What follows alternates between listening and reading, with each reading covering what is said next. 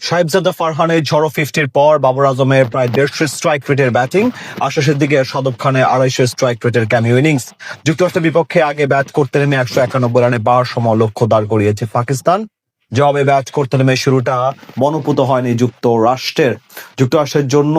তবে কি শেষ পর্যন্ত অসাধ্য কাজটা কি সাধন করতে পেরেছে যুক্তরাষ্ট্র, নাকি সহজ জয় নিয়ে মাঠ ছেড়েছে পাকিস্তান? সেটাই জানবো প্রতিবেদনের বাকি অংশে। টস জিতে এদিন আগে বোলিং করার সিদ্ধান্ত নেয় যুক্তরাষ্ট্র, তবে বল হাতে শুরুটা ভালো হয়নি তাদের। প্রথম ওভারেই ছক্কা হাঁকান সাইম আইয়ুব, পরের ওভারে 3টি 4 হাঁকান সাহিবজাদা ফারহান। একের পর এক 4 ছক্কায় বড় সংগ্রহের আভাস দিচ্ছিল পাকিস্তানের ওপেনাররা। পঞ্চম ওভারেই পৌঁছে যায় দলীয় অর্ধশতকে, তবে পাওয়ার প্লের শেষ ওভারেই বিদায় নেন সাইম আইয়ুব। স্কালউইকের বলে নেত্রাভালকারের হাতে ক্যাচ তুলে দেন এই ব্যাটার।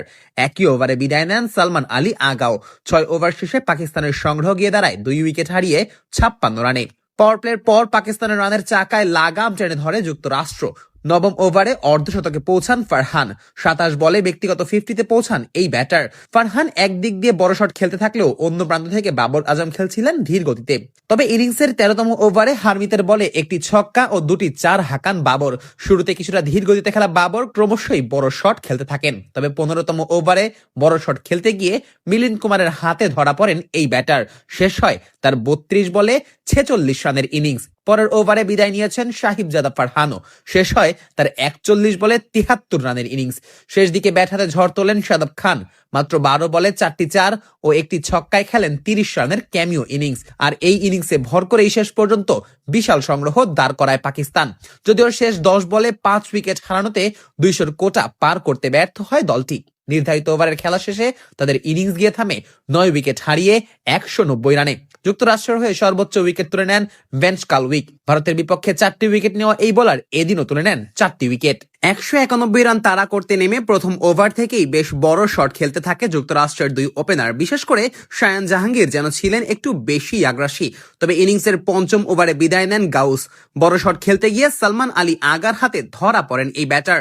পাওয়ার প্লেতে আর কোনো উইকেট না হারালে যুক্তরাষ্ট্রের সংগ্রহ গিয়ে দাঁড়ায় 50 রানে।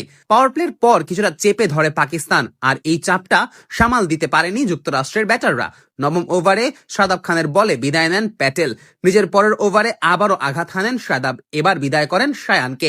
অর্ধশতক পূর্ণ করার মাত্র 1 রান আগেই তাকে বিদায় নিতে হয়। প্রথম 6 ওভারে যেখানে যুক্তরাষ্ট্র রান তোলে 50, সেখানে পরের 6 ওভারে তাদের ব্যাটে আসে মাত্র 29 রান। আর এখানেই মূলত ম্যাচ থেকে এক প্রকার ছিটকে যায় দলটি। এরপর আর ম্যাচে ফিরতে না পারলে টানা দ্বিতীয় ম্যাচে হার নিয়েই মাঠ ছাড়তে হয়েছে যুক্তরাষ্ট্রকে। আর এই জয়ে গ্রুপ এ থেকে টানা 2 ম্যাচ জয়ে পাকিস্তানের পয়েন্ট গিয়ে দাঁড়ালো 4-এ। অর্থাৎ পয়েন্ট তালিকাতে সবার উপরে অবস্থান করছে পাকিস্তান।